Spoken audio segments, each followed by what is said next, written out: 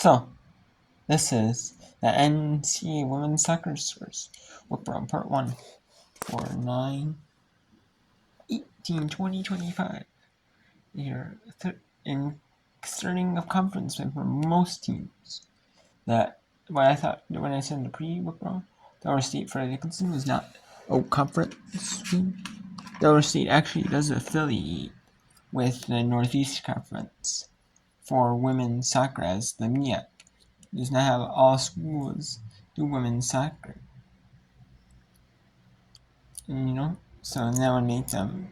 So they go with other conferences. Schools they had. And every school has like women's soccer or men's soccer. Women's soccer is more popular than men's soccer in college. Because I think the reason why men's is as popular is because more people, like more of the men's players, like they might go to like club, like the professional level, like right away. Not as some do go like the amateur route and play like the college route. More do like them, like maybe like USL route or like the smaller leagues routes in the United States or countries. It's kind of what they do. So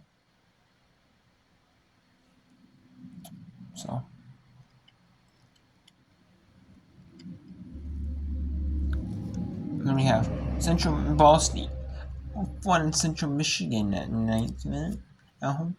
Delaware State Freddie Dickinson the 4th minute scores. 6th minute Bowling Green, Ohio scores. Rocky Ramor scores.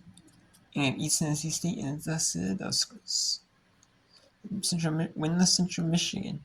It goes on the ESPN scores. If you look, and you can only look at the scores on the desktop. You can't look at the scores on the app because you can't click in the games and see the records even. Just like see the scores, see the records. It doesn't show. But for right now, this is pretty good though. I wish you could go in and click on it. But honestly, it's better than nothing. At this point. I'm assuming they'll add that, but here we have Central Ball State 1-0 lead over Central Michigan. That one is until, but like I said, Central Michigan. It's wins, draws, ties is second one, and losses is the third one. So let's go through this conference contest in the Mid-American Conference. These two Mid-American Conference foes from Ohio, or actually in Ohio. Not Bowling Green is Bowling Green, Kentucky. In Ohio is Athens, Ohio. The Bowling Green, Kentucky Falcons. And the Athens, Ohio Bobcats are playing here too. So, in this, most are pretty much conference play for most of these teams.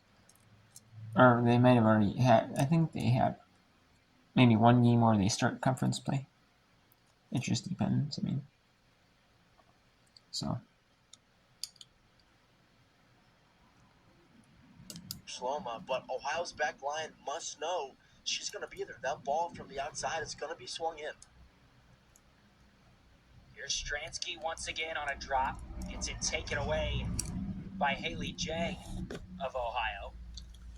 Now that's out for a Bowling Green throw. Emma Stransky, a 5'2 junior forward out of Copley, Ohio. 5 goals leads the way for this Bowling Green team, as Gavin has mentioned. He's the MAC Offensive Player of the Week last week after scoring twice against Kent State in a 2-1 win. Yep, she said, the first time felt so nice, I have to do it twice. And because of that, again, like you said, earned the MAC Offensive Player of the Week.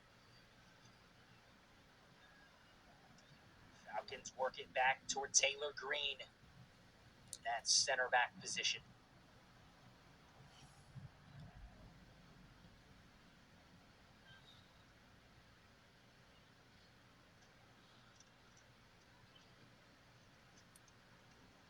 Ball played over the top, and do we get another offside call? Yes, we do. Second offside call in the first 10 minutes on Bowling Green. And it's also the second one against Ellie Poole as well. Ohio doing a great job within that back three, forcing enough players up to catch Bowling Green offside. Tostovan will take the kick for Ohio. About 9 minutes into this match, still scoreless. That header goes. And if you're wondering why the clock is counting down and why it says first, in women's soccer, they count. Some schools sometimes they choose to count up. A lot of times, so they do the count down. So it just depends. Sometimes it's a count up. Choose to do the count up. Sometimes they choose to count down, and they don't do like. And once there's like a goal, if like I don't know if every conference has reviews in women's soccer, but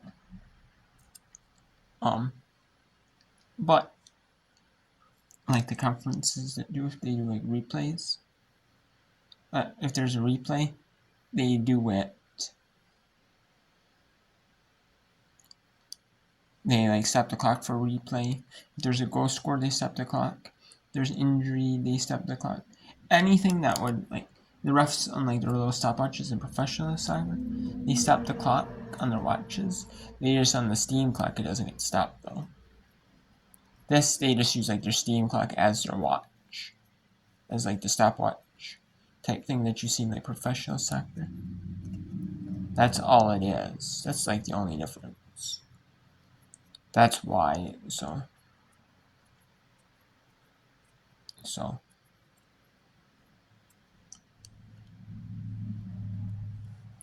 if you're wondering why, if you're new to it.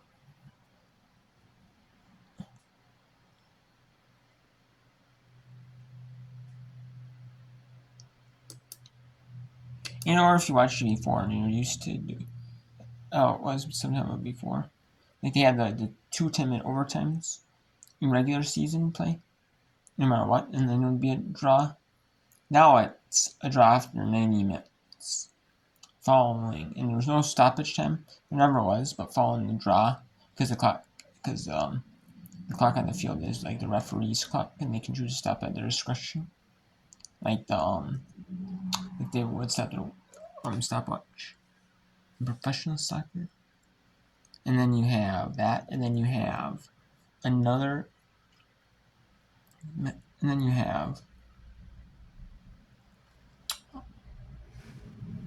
and then you had 10-minute overtimes, but then they stopped with the 10-minute overtimes. 2 of them, and it was golden goal. It wasn't like professional soccer where you have to play 2 15-minute halves, and like leagues have playoffs or like tournaments, like tournaments, like where you have to have a winner, and then before penalty kicks you play a 2 15-minute period out to completion, regardless, and they still do the golden goal for like proof. Like I like the golden goal for like honestly in college. I don't know why. I just do because that puts more emphasis on like actually scoring, because you could still result in the draw, even so, because then sometimes like a team might just pack it up and eat the clock out. It kind of makes it, like I've seen that before, and you see that before in professional soccer. It does happen if you score early, Some teams do just pack it up, try to eat the clock, try to. So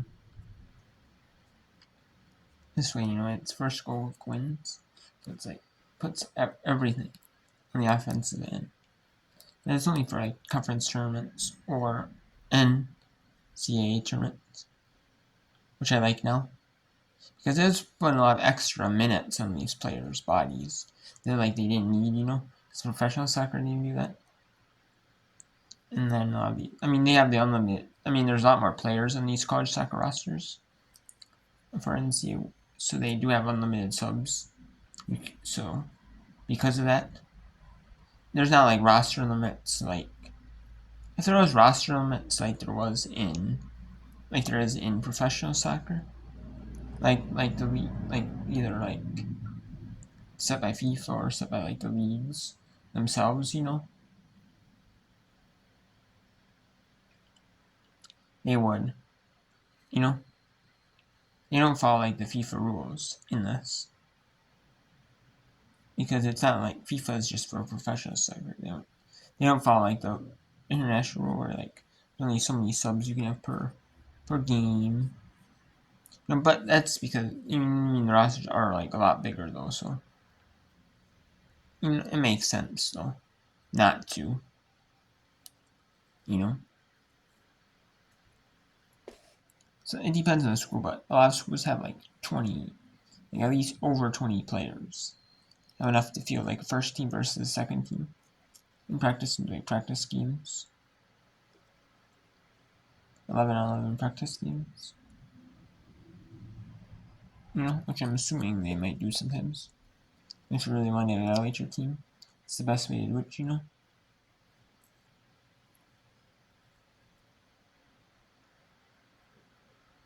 You just have like a short, maybe you just have like, say 30 minutes.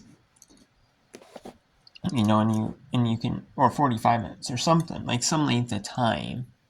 Maybe not like a full 90 minutes, but you can have maybe like a 30 minutes, say. We can evaluate these players off of 30 minutes. Or 40, or something like that, So, let's go to Milwaukee at Robert Morris. Let's start for Horizon League play. I used to start. I don't know if the start Horizon League play. It probably is for these two. It's either first game, second game for these teams in conference. But it's the start Horizon League play for. Whooper.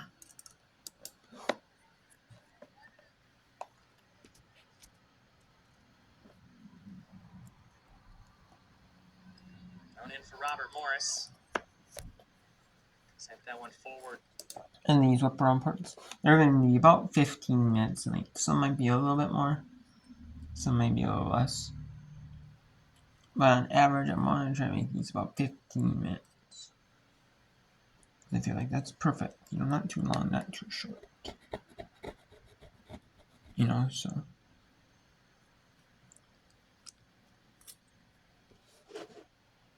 The exact same spot that they finished last year. An interesting note.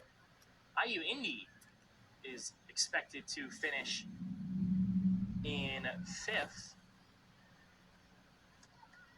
who they played in that first round matchup, and also Detroit Mercy and